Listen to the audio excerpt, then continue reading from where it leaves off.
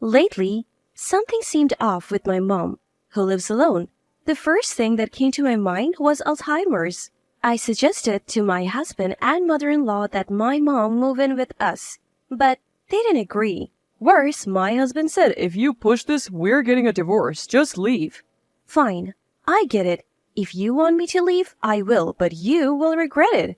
My name is Astoria, 35 years old. I work from home as an illustrator. Currently, I live with my husband, Powell, and my mother-in-law. A few years ago, after the passing of my father-in-law, we decided to live with my mother-in-law. I was concerned about her, so I agreed to this arrangement. We had just built a new house, so space wasn't an issue. We easily prepared a room for her. However, my husband doesn't earn much. We couldn't afford a house on our own, so my mom helped us financially. My mother-in-law seemed thrilled about the decision, especially since Powell is her only son. After the loss of her husband, she began to smile more and seemed to regain her spirit in a few months. But that peace didn't last long. About 6 months into our living arrangement, she started picking on me. One morning, after eating the breakfast I prepared, she sighed heavily. "Oh, this tastes terrible." "What?" "I've thought this for a while now, Astoria. Why do you serve me such salty food? What's your intention?" I'm sorry. I tasted it before serving." "I don't want to hear excuses. Are you trying to send me to an early grave with all this salt?" "No, I didn't mean to." And when I'd be working in my room, she would barge in without knocking. "Astoria, stop hiding in your room and do some housework." "But I'm working right now." "Work? Sitting at your computer and drawing isn't work. How is that a job?" "This is my job. Yes, I draw, but it's not just for fun." "Don't talk back to me. If you do, I'll tell Powell you're neglecting your duties." "That's not true." But that was just the beginning. She even started asking me for money. "Just $500 will do, Astoria." I can't afford that right now." "Stingy. Aren't you earning money with your computer?" It's so cheeky of her to mention earning only when she wants money. In the end, I gave in and handed her the money. This went on for a while, and with my work suffering, my frustration grew. I couldn't take it anymore and decided to talk to my husband. "Hey, Powell, can we talk?" What? I just got back from work and I'm tired. "I'm sorry, but can we do something about your mom?"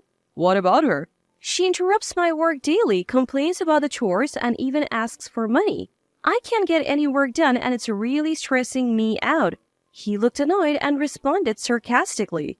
You know, you don't have to consult me about every little thing. "What?" When mom acts like that, it means you're not doing your job as a wife, right? It's your fault. Besides, she's a housewife. Why can't you just give her some spending money willingly? "Wait a minute, I do all the housework, and why should I be the one giving her money?" Because if you were doing the housework properly, she wouldn't be upset. Understand that? Think of the money as a token of gratitude. It's a fee for her guidance on your poor housekeeping. "That's not—" I was dizzy from my husband's unexpected words. Instead of support, he blamed me. He continued looking down at me. Listen, you're the wife here. You're married into my family. Just listen and do as you're told.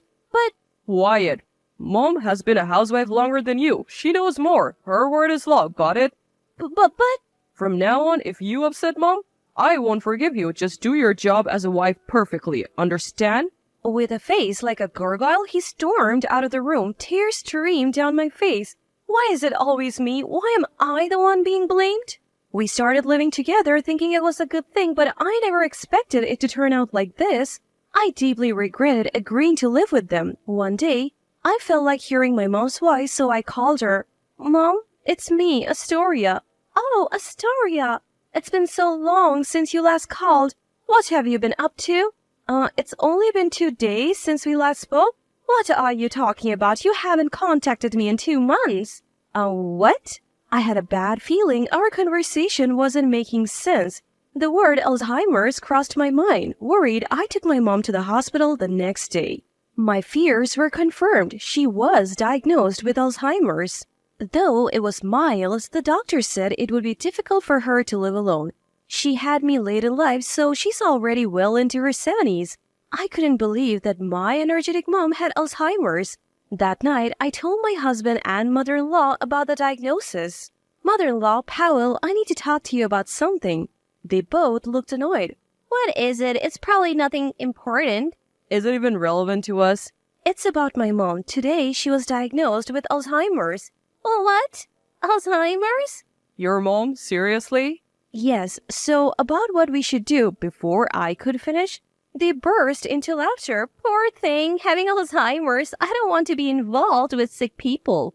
Right. How weak must her brain be to get Alzheimer's at her age? Wait, why are you saying such things? Ignoring my confusion, they continued laughing. People who get Alzheimer's are those who don't think much in their daily lives. Yeah, just like you, not thinking much. That's why you'll get Alzheimer's. Stop it. How can you say such cruel things? Why not? It's the truth, right? Yeah, Mom, we're just telling the truth. This is too much. Everything went dark as their cruelty overwhelmed me. You're not thinking of taking care of your mom, are you? Well, I was hoping, if possible, for her to live with us here.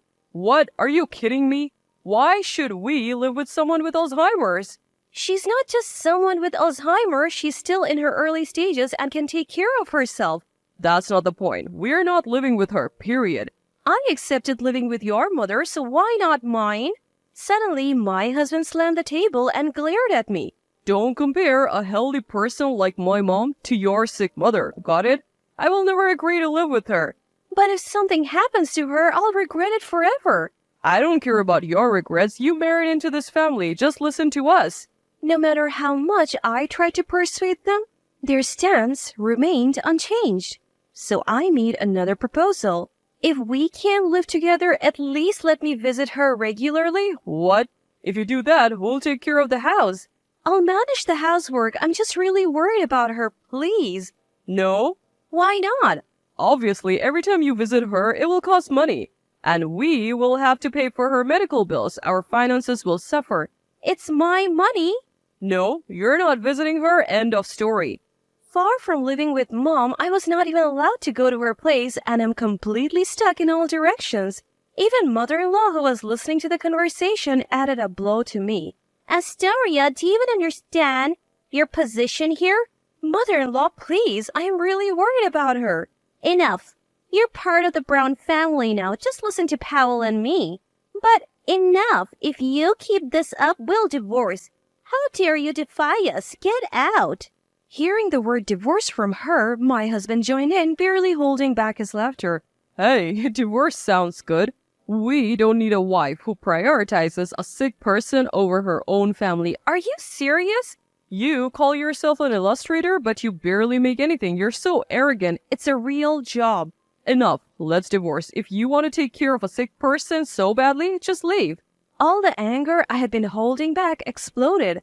I won't let them mock me or my mom. They're not my family anymore. If that's how they feel, I'll leave. With my mind made up, I told them, fine, if that's how you feel, I'll leave. For a moment, they looked shocked, but then they smirked. Good. Do what you want. Just leave quickly. I never thought you would leave on your own. I'm so happy. I'll pack my things and go back to my parents' house, send the divorce papers by mail. Sure thing. I'll get them from the courthouse tomorrow and send them right over. This is perfect. Just my lovely son and me living together. I'll go pack my things now. Hurry up. We're having a party with Mom tonight. Sounds great. Let's go out for steak. This family is done. Watching them celebrate, I quickly started packing. Soon, with the two of them smiling broadly, I left that house behind. A few days later, I received divorce papers from my husband, which I promptly signed and submitted. When I told my mom, she looked apologetic. I'm so sorry, Astoria. This is all because of me. Don't be silly. I feel so much better without those terrible people as family. When you first mentioned living together, I was actually worried. That mother-in-law, she's a bit off, right? I should have stopped the construction of the new house more firmly. I'm truly sorry. Don't apologize. I'm happy now, living here with you. Astoria, thank you so much. So, is that matter all settled? Yes, it's all good. I'm already on it. I showed her the documents and my mom smirked mischievously. That's right. I won't let it end with just a divorce. My revenge is just beginning. 2 weeks later. Just as I expected, I received a frantic call from my husband. Hey, what the hell are you thinking? What do you mean? You know what I mean. I got the house sale documents. You sent them, didn't you? Yes, I did. It's all written there. Any problems? Don't play games. Selling our house, I'll never allow it. The first thing I did after divorcing my husband was to sell the house we lived in with his mother. He seemed to have forgotten about the time we built the house and angrily confronted me. Why can't you sell that house? It's ours. Ours? Really? It's our marital property. We're divorced, so we need to split the assets fairly. His absurd claim made me burst into laughter. Are you kidding? Split assets? Don't make me laugh. What's so funny? Do you even realize why we were always short on money? That's because you never earned enough. I have savings. You're wrong. What? I had to give money to your mother almost every day. That's why my savings are almost gone. If we were to split assets, I would just take half of your savings. You're joking, right? It seemed he didn't know that my savings were almost depleted. Still, he persisted. But we have the house, our house. I told you, I'm selling it. You can't decide that on your own. My mom and I live here. If you insist on selling, give me half the sale price. Remember when we bought the house, my mom paid for it in full because we couldn't get a loan? Did she? Yes, at that time I wasn't earning much and you had just changed jobs with a low salary. My mom paid for the whole thing. I recently checked the property deed with her. The house is in her name. Oh, I remember now. I left everything to you. I thought so.